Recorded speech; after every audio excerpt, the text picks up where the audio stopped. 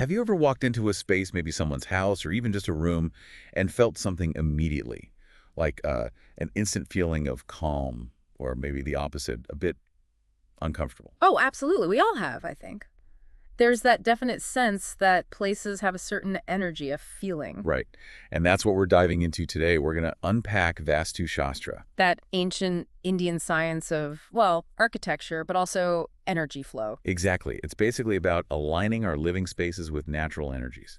The idea is to bring in, health, wealth, happiness. Mhm. So our mission here is to explore how Vastu, which goes back, what, over 5,000 years? At least, yeah, deep roots. How it helps us see our homes as more than just buildings.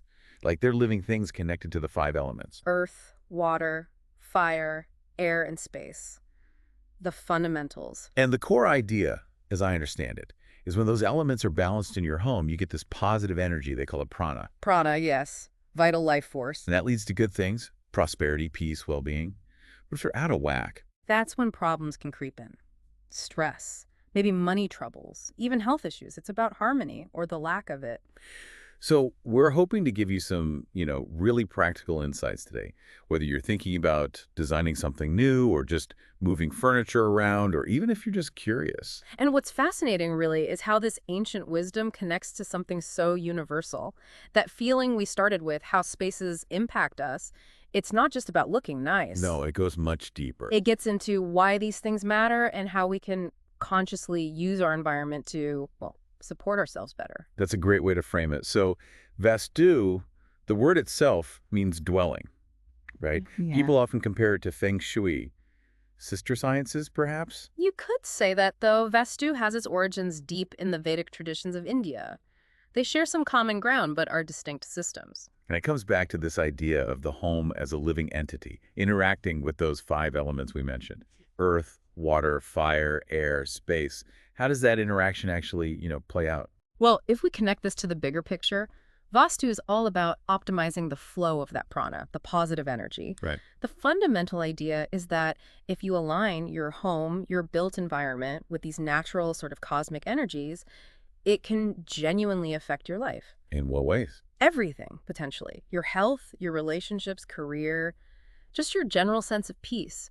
It's about creating an energetic resonance almost, like tuning your home so it vibrates in a way that supports you. Okay, that's a powerful concept. Mm. So if someone listening wants to start applying some of this, Yeah. where do they begin? Are there key areas to focus on first? Absolutely. A really crucial starting point is the main entrance to your home. The front door. Yes. Vastu sees this as the mouth of the home. It's where the primary energy comes in. It sets the tone for everything else. I've heard the direction is super important. North, east. Ideally, yes. North is often linked to wealth, attracting opportunities. East is more about health, general positivity, mental clarity. And it's not just about abstract energy. Think psychologically, too. A clear, welcoming entrance feels good, right? It sets a positive intention as you arrive. Openness. Whereas clutter. Clutter blocks things, literally and energetically. It creates stagnation right at the point where fresh energy should be flowing in. That makes total sense. Oh. Okay, so the entrance is key. What about the kitchen? Often called the heart of the home. It really is. In Vastu terms, too, it represents prosperity, nourishment. So how do we optimize the kitchen? Stove placement. Exactly. The stove represents the fire element, transformation. Ideally, you want that in the southeast corner of the kitchen. Southeast. Got it. And here's a big one. Try not to have your stove directly opposite your sink. Ah, the classic water versus fire clash. Precisely. That opposition can create tension, maybe arguments, maybe financial friction. It's an energetic conflict. So southeast for the stove keeps the fire element in its natural zone of power, helping things run smoothly. You've got it. It's about putting the engine in the right place, so to speak. Avoids friction, maximizes positive output. Okay. Moving on to maybe the most personal space, the bedroom. What's the Vastu take on getting good rest stability? Bedroom focus is definitely on stability and deep restorative sleep. Makes sense. The advice is generally to have your bed facing south or east when you sleep. Head towards the south or east. South or east, okay. And I read something about beams. Ah, yes, the beam warning. This surprises people, but it's a consistent piece of advice. Don't sleep directly under an exposed beam. Why is that?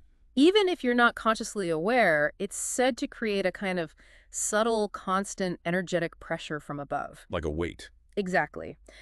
A subconscious pressure that can disrupt sleep, cause restlessness, or just a general feeling of unease over time. Wow, okay. That's specific. And sleeping facing south or east helps how? It aligns you with beneficial energy flows, particularly connecting with the Earth's magnetic field when facing south, which promotes stability and grounding for deep rest. East connects with rising energy, good for starting the day refreshed. Interesting. Okay, what about the home office? So many of us work from home now. How do we set that up for focus, for success? For a home office, if you want to boost focus and career success, the recommendation is offered to place your desk so you face north or east while working. North or east again. Why those directions for work? Well, north is associated with the water element, think flow, new ideas, opportunities coming your way. Oh. And east is linked to the air element, clarity, communication, expansion, good for thinking clearly, making decisions, getting things done. Makes intuitive sense. Uh-huh. All right, quick wins. Mirrors and clutter. We touched on clutter, but mirrors. Mirrors are interesting. Placed in the north or east walls, they're thought to attract abundance. They reflect and amplify the positive energies associated with those directions. So more light, more energy, more abundance. That's the principle. And clutter, we can't stress this enough. Vastu really emphasizes that stagnant energy loves junk drawers, piles of stuff you don't use. Guilty as charged sometimes. We all are. But every item holds energy. Too much unused stuff creates heaviness, blocks flow, drains vitality. Decluttering is practical and energetic housekeeping. It lightens the space, and often your mood, too. Definitely feels lighter after a good clear out. Yeah. Okay, this is all fascinating, but I can imagine someone listening thinking, my house isn't like this at all. Am I doomed? Let's bust some myths. Myth number 1. If my home isn't Vastu perfect, my life is ruined. Right. That's a big fear, and it's just not true. Small changes can make a surprisingly big difference. You don't need massive renovation. Absolutely not. It's about mindful adjustments, incremental progress, moving a plant, clearing a corner, changing where you sit. It's about intention and small, consistent steps. Accessibility is key here. That's reassuring. Okay, myth 2. Vastu is only for Hindus. Yeah, I hear that sometimes. But Vastu is presented as a universal energy science. It's not tied to a specific religion. Anyone can apply these principles and potentially benefit regardless of their background. Exactly. It's about interacting with natural energies, which affect everyone. And myth 3, Vastu is just superstition. The big one. How do you respond to that? Well, what's really compelling is how much of Vastu aligns with modern understanding, even science. Like what? Things like the importance of good ventilation, that's the air element, getting enough sunlight, the fire element, having clear pathways and functional spaces, that's spatial harmony. We know these things reduce stress, improve mood, boost productivity. So it's ancient wisdom that often makes practical, modern sense. Precisely. It's articulated through an energetic lens, but the outcomes often overlap with what contemporary design and psychology tell us about healthy environments. Let's make this concrete. You mentioned a client story earlier. Could you share that? Yes. I worked with a family and they were really struggling. Constant arguments, just this feeling of tension in the house all the time. It was quite draining for them. So during the Vastu consultation, we looked at everything. And one thing stood out. Their puja room, their prayer space, was in a location Vastu considers energetically problematic for that kind of activity. Which direction was that, roughly? It was in a challenging spot, let's just say. Not conducive to peace and spiritual connection according to Vastu principles. The recommendation was to move it. To where? To the northeast corner of the house. That's considered a very auspicious, very positive direction for spiritual energy, for clarity, for connection. The Ashanya corner, often linked to divine consciousness. Exactly. And they did it. It wasn't a huge structural change, just repurposing a different corner. Yeah. And the result? What happened? Within a few weeks, they told me the atmosphere had completely shifted. The arguments dropped off dramatically. Things felt much calmer, much more harmonious. That's quite a turnaround. It really was. And stories like that, they really invite you to think, don't they? How much does our environment shape our inner world, our interactions? Whether you see it as a direct energetic shift, or maybe the psychological boost of taking positive action, or perhaps a combination. It highlights that connection. Our surroundings aren't passive backdrops. They influence us. They really do. Yeah. It shows the potential for creating spaces that actively support harmony, not friction. By tuning into these, well, deeper principles. All right, everyone. Hopefully this deep dive has given you some food for thought, maybe a new lens to look at your own home or workspace. Remember, the core idea from Vastu is that your home is a reflection of your life, an extension of you.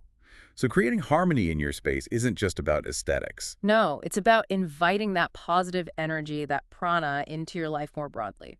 So maybe take a look around right now or later today. Think about some of the things we discussed. The entrance, the kitchen, where you sleep, clutter. Are there any small adjustments you could make? Something simple to invite a bit more calm or creativity or abundance. And if we connect this to the bigger picture, maybe understanding our spaces is really another way of understanding ourselves, a path to greater self-awareness, perhaps. That's a lovely thought. I'd invite you to just notice things. Pay attention to how different places make you feel during your day. Your office, a coffee shop, walking into your own home. Are there subtle shifts in your energy? Ease, tension. Becoming more aware of those subtle cues. Exactly. Being mindful of your physical environment could be a really accessible gateway, not just to better spaces, but maybe, just maybe, to a more balanced and intentional way of living, a more harmonized self.